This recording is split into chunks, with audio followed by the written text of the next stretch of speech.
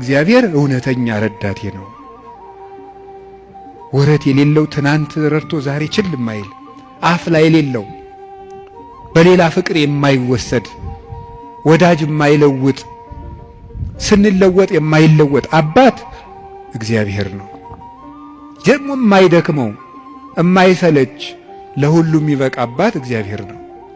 እኔ ለምሳሌ አሁን እንዳንድ የቤተ ክርስቲያን መነኩሴ አሁን ለምሳሌ 3 ሰዎች ሊያነጋግሩ ቢፈልጉ 3 ሰዎች እንዳነጋገርኩ መሽቷል ደህና ደሩ ቤት እግዚአብሔር ይሄን ሁሉ ሰው በአንድ ጊዜ ይሰማል። አዲያ እውነተኛ ረዳት አይደለም ነው። አንድ የቤተ ክርስቲያን አባት በጣም ትልቅ ሰው ቢሆን ሁል ጊዜ ከሌሊቱ 6 ሰዓት ብትደውሉበት አንተ ስራ የለህም ስራ አትይዝም በዚህ ሰዓት ይደወላል ሊሉ አይችሉም ይላሉ። እግዚአብሔር መንፈቀ ሌሊት ብንጠራው አለ። እግዚአብሔር ሊነጋ ሲል ብንጠራው አለ። እግዚአብሔር የትም ሆነን ብንጠራው አለ። ገደል ውስጥ ብንጠራው አለ። የረከሰ ቤት ውስጥ ሆነን ብንሰራው ምንድነው ሌሊት በምንጣፌ ላይ ሳለው ነፍሴ የወደደችውን ፈለግኩት ይላል መኃልየ ሰሎሞን ላይ። እና ይሄን ምንጣፍ የሚለውን ሊቃውንት ተርጉሙ ይላሉ በኃጢአት አልጋ ውስጥ ተዘፍቄ ሳለው ፈጣሪዬን አሰብኩት። ውድቀት ውስጥ ሆነን ብንጠራው እግዚአብሔር ይሰማል።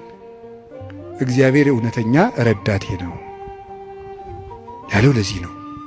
ምእመኔ ወቀርነ ሕይወቴ የምታመንበት የሕይወቴ መመከቻ ቀንድ እግዚአብሔር ነው።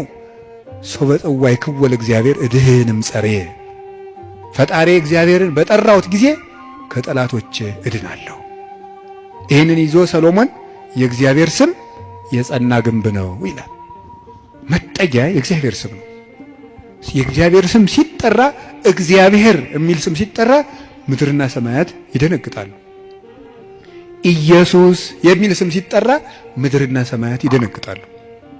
ፊልጵስዩስ ምዕራፍ 2 ላይ አለላችሁ ከመለስሙ ለእግዚእነ ኢየሱስ ክርስቶስ ይስግድ ኩሉ ብርክ ዘውስተ ሰማይ ወዘውስተ ምድር ወዘበታሕት ያለ ምድር። ለኢየሱስ ክርስቶስ ስም በሰማይና በምድር ከሰማይ በላይና ከምድር በታች ያለ ጉልበት ሁሉ ሊንበረከክ ይገባል። ለአንድ መነኩሴ ገዳም ሲገባ ከሚሰጠው ትምህርት አንዱ የኢየሱስ ክርስቶስን ስም መላልሰ መጥራትን አታቋርጥ ነው የሚባለው።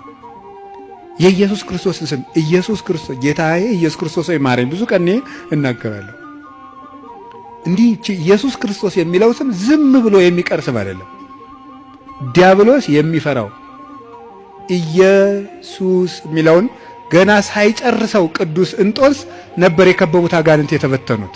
በገድለ ቅዱስ እንጦንስ እንደተጻፈ ክርስቶስ ኢየሱስ አማኑኤል እግዚአብሔር ብሎ መጥራት ዝም ብሎ አይደለም። በፍቅር ጥሩት፣ ጉልበት ይሆናቸዋል።